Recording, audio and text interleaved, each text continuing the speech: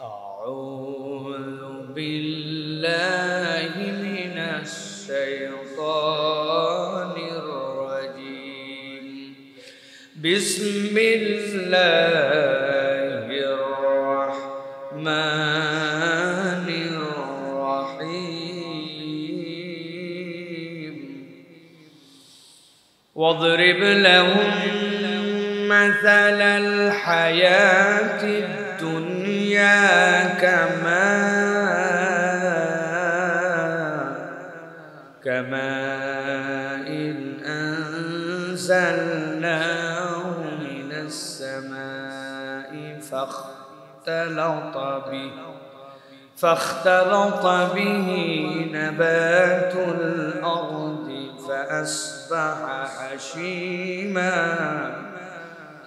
فأصبح هشيما تذروه الرياح وكان الله على كل شيء مقتدرا المال والبنون زينة الحياة الدنيا والباقيات الصالحات خير عند ربك ثوابا وخير أملا খাবার পাত্র ঢেকে না রাখলে সেই খাবার খাওয়া কি নাজায়েজ? আমি শুনেছি যেইগুলা খাবার খোলা রাখা হয় সেইগুলাই নাকি দুষ্ট জিন চেটে চেটে খায়। কথাটি সহি কিনা? প্রথম কথা হচ্ছে ভাই, যে কোনো খাবার যদি উন্মুক্ত রাখা হয়, দিনই হোক বা রাতই হোক, দুষ্ট জিন এসে সেই খাবার চেটে চেটে খায়, এই কথাটা কোরআন হাদিস সম্মত কথা নয়। এটা কোরআন হাদিসের কোথাও এইভাবে আমার জানা নাই যে দুষ্ট জিন এসে চেটে খায়। রাসূলুল্লাহ সাল্লাল্লাহু আলাইহি ওয়াসাল্লাম বলেছেন, এটাই নয়। তবে রাসূলুল্লাহ সাল্লাল্লাহু আলাইহি ওয়াসাল্লাম থেকে স্পষ্ট হাদিস এসেছে, নবী করিম সাল্লাল্লাহু আলাইহি ওয়াসাল্লাম বলেছেন যে তোমরা খাবারগুলাকে ঢেকে রাখো, বিশেষ করে রাত্রেবেলা ঢেকে রাখো।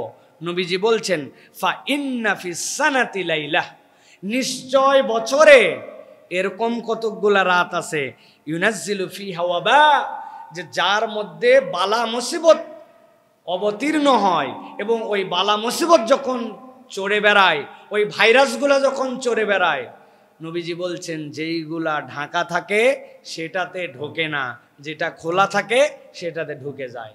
আমি কেমনে জানবো কোনটার মধ্যে ঢুকছে আর কোনটার মধ্যে ঢুকে নাই? আল্লাহর নবীকে ও আল্লামাকা মা লাম তাকুন তাআলাম, আল্লাহ তাকে জ্ঞান দিয়েছিলেন, এই জন্য নবীজি বলেছেন। এই জন্য এই হাদিসের ব্যাখ্যায় মুহাদ্দিসিনে কেরামের মতামত, এই নির্দেশটা ওয়াজিব না, এই নির্দেশটা মুস্তাহাব, সুন্নাহ। অতএব যদি কেউ ঢেকে রাখে এটা খুবই ভালো, ঢেকে রাখাই উচিত, নবী করিম সাল্লাল্লাহু আলাইহি ওয়াসাল্লাম বলে গিয়েছেন। কিন্তু যদি উন্মুক্ত থাকে তাহলে এটা খাওয়া জায়েজ না না জায়েজ? হ্যাঁ, খাওয়া জায়েজ, খেতে পারবে, এতে তার জন্য কোনো গুনাহ হবে না।